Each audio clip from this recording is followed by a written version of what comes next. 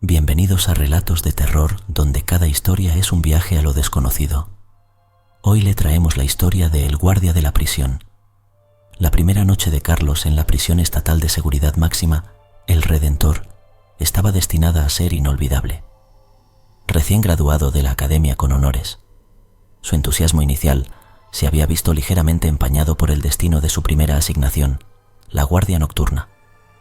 Aunque consciente de los desafíos inherentes, nada podría haberlo preparado para la realidad de su nuevo rol. El Redentor era una fortaleza imponente. Sus muros encerraban a algunos de los criminales más peligrosos y despiadados del país. Pero más allá de la amenaza tangible de violencia, rumores de una naturaleza más espectral habían comenzado a filtrarse entre los pasillos y celdas del complejo. Al llegar, la bienvenida de Carlos fue una mezcla de burlas amistosas y advertencias sombrías de sus nuevos compañeros. «Prepárate para los gritos de medianoche, novato», le advirtió uno con una sonrisa que no alcanzaba a ocultar completamente su nerviosismo. Otro comentó, más serio: «No es solo el aislamiento lo que te vuelve loco aquí, son las cosas que no puedes explicar». Carlos, intentando mantener una actitud profesional, asintió, atribuyendo las historias a intentos de asustar al nuevo. Su tarea era simple: realizar rondas regulares, mantener el orden y reportar cualquier irregularidad. Sin embargo, conforme la noche avanzaba, Carlos comenzó a sentir el peso de la atmósfera opresiva que envolvía El Redentor. Los pasillos, iluminados de manera tenue por luces parpadeantes, parecían extenderse interminablemente. Cada sombra proyectada por las rejas de las celdas bailaba con una vida propia. Fue entonces cuando los escuchó por primera vez, los sonidos que habían alimentado los rumores y las advertencias de sus compañeros.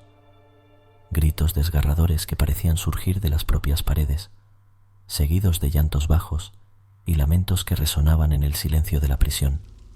Carlos, con su linterna temblorosa en mano, se detuvo, intentando discernir la fuente de los sonidos. Pero no había nadie, solo el eco de las voces agonizantes que se desvanecían tan misteriosamente como habían aparecido. Intrigado y perturbado a partes iguales, Carlos continuó su ronda con renovado propósito. Las historias que había considerado meras tácticas de intimidación adquirían ahora una nueva dimensión de realidad. La prisión, con su historia de violencia y desesperación, parecía haber acumulado una capa adicional de misterio, uno que Carlos se sentía compelido a explorar. La noche avanzaba y con cada paso la determinación de Carlos se fortalecía. No solo enfrentaría los desafíos de su nuevo trabajo, también se adentraría en el corazón de los secretos que El Redentor guardaba celosamente. La guardia nocturna, pensó, podría no ser tan solitaria después de todo. Con la llegada de su segunda noche en El Redentor, Carlos sintió una mezcla de anticipación y una inquietud sutil que se arrastraba por su espina dorsal. La experiencia de su primera guardia nocturna había dejado una huella indeleble, transformando su percepción de la prisión de un mero lugar de reclusión a un laberinto de misterios por descubrir. Los gritos y llantos que había escuchado no eran simples trucos de su imaginación o bromas pesadas de sus compañeros. Eran manifestaciones de algo profundamente arraigado en los cimientos mismos de la prisión.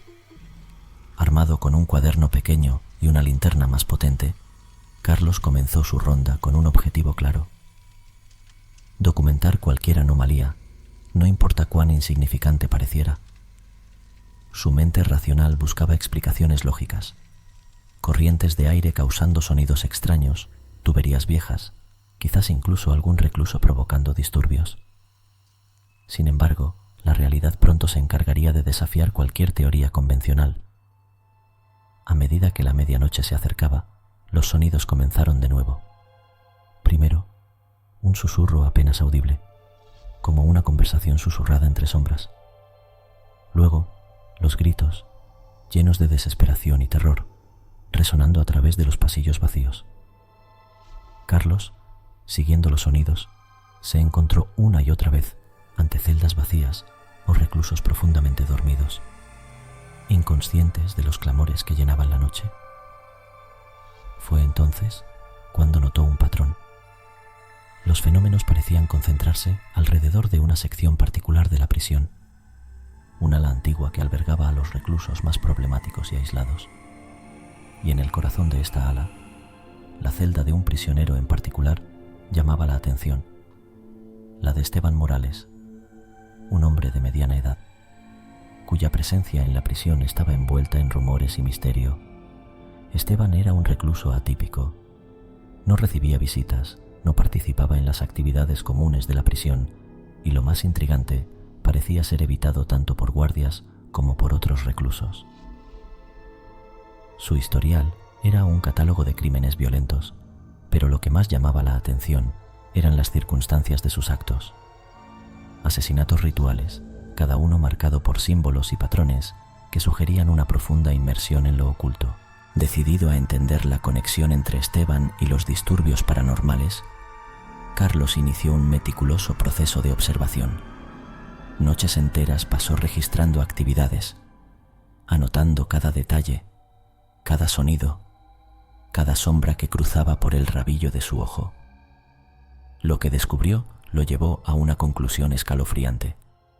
Los fenómenos no solo se intensificaban cerca de la celda de Esteban, sino que, en ocasiones, parecían emanar directamente de ella.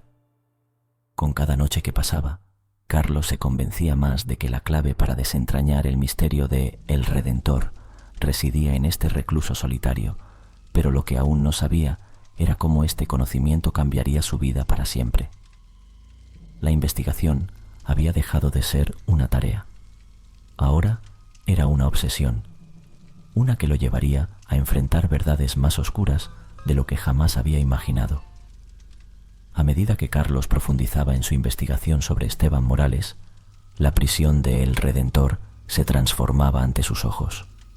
Ya no era solo un complejo de celdas y pasillos.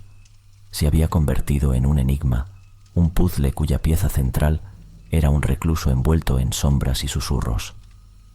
La conexión entre los fenómenos paranormales y Esteban se hacía cada vez más evidente, pero desentrañar la naturaleza de esta relación requería de un coraje y determinación que Carlos apenas sabía que poseía. Decidido a confrontar el misterio de frente, Carlos solicitó acceso a los archivos más detallados del historial de Esteban. Lo que encontró confirmó sus sospechas y elevó el nivel de peligro de su búsqueda. Esteban había sido condenado por una serie de crímenes rituales espantosos, cada uno perpetrado con una crueldad que helaba la sangre. Pero lo más inquietante eran las notas al margen del investigador principal, sugiriendo que Esteban creía haber hecho un pacto con una entidad conocida como San la Muerte, ofreciendo su alma a cambio de poder y protección. Carlos, armado con este nuevo conocimiento, sabía que debía actuar. Los fenómenos paranormales no eran meras coincidencias o trucos de la mente, eran manifestaciones de un pacto oscuro, un enlace entre Esteban y una fuerza más allá de la comprensión humana. Convencido de que la única manera de romper este vínculo era a través de un ritual de exorcismo, Carlos buscó la ayuda de un sacerdote exorcista conocido por su experiencia en enfrentar a entidades oscuras. La preparación para el ritual fue exhaustiva. El sacerdote, un hombre de mediana edad con una mirada que revelaba su familiaridad con el mal en todas sus formas, instruyó a Carlos sobre la seriedad de lo que estaban a punto de enfrentar. La noche elegida para el ritual, la prisión parecía retener la respiración, como si las sombras mismas anticiparan el enfrentamiento que se avecinaba. Sin embargo, el destino intervendría de una manera que Carlos nunca podría haber anticipado. La noche anterior al ritual, un grito desgarrador cortó el silencio de El Redentor. Carlos, junto con otros guardias, corrió hacia la fuente del alboroto, llegando a la celda de Esteban para encontrar una escena que marcaría sus almas para siempre. Esteban yacía en el suelo de su celda, su vida extinguida por su propia mano. En la pared, escritas con sangre en una caligrafía torcida, las palabras «Yo le pertenezco a San la Muerte» y a nadie más ofrecían un testimonio macabro de su última declaración al mundo. La muerte de Esteban Morales cerró un capítulo en la historia de El Redentor, pero abrió otro lleno de preguntas y misterios sin resolver. Carlos, A pesar del horror y el dolor que esta experiencia le había causado, sabía que su búsqueda del conocimiento y la verdad apenas comenzaba. La prisión había revelado solo una fracción de sus secretos, y el pacto de Esteban con San La Muerte era solo una pieza del oscuro rompecabezas que Carlos estaba determinado a completar. La muerte de Esteban Morales sacudió los cimientos de El Redentor, dejando un vacío que resonaba más allá de los muros de su celda. La noticia de su suicidio y el mensaje escrito con su sangre se extendieron como un incendio, dejando una mezcla de miedo, alivio y especulación entre reclusos y guardias por igual. Carlos, marcado profundamente por los acontecimientos, se encontraba en el ojo del huracán, atrapado entre su deber y la búsqueda incesante de respuestas. Los días siguientes al hallazgo en la celda de Esteban fueron de una calma tensa. Los fenómenos paranormales, tan frecuentes y perturbadores, habían cesado abruptamente con la muerte de Esteban, como si su pacto con San La Muerte hubiera sido el único catalizador de la oscuridad que se cernía sobre la prisión. Sin embargo, para Carlos, esta calma no era sinónimo de paz. Era una pausa, un momento para reflexionar y prepararse para lo que vendría.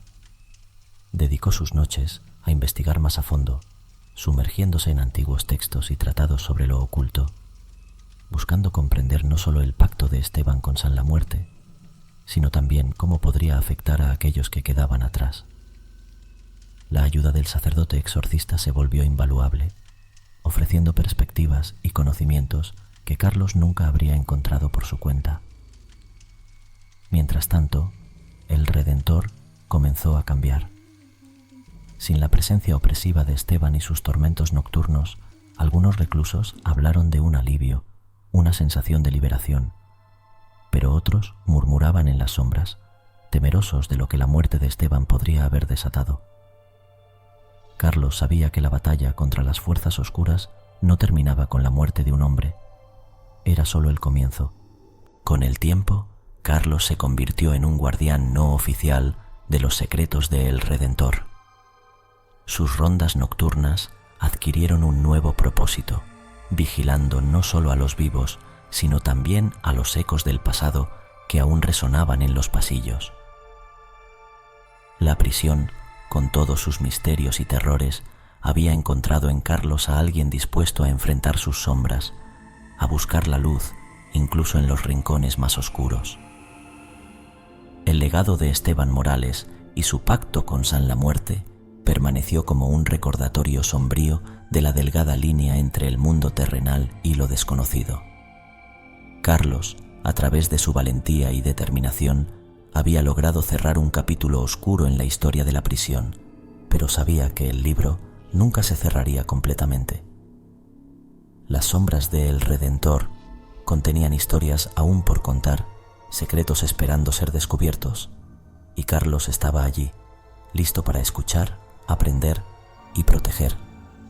Así, la historia de Carlos en El Redentor termina no con un final, sino con la promesa de más misterios por resolver, de batallas por librar contra las sombras.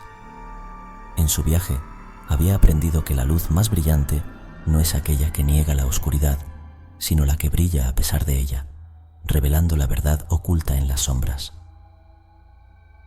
Suscríbete para poder seguir disfrutando de relatos de terror. Si te gustó esta historia, no te puedes perder La visita al cementerio, una terrorífica historia de nuestro canal.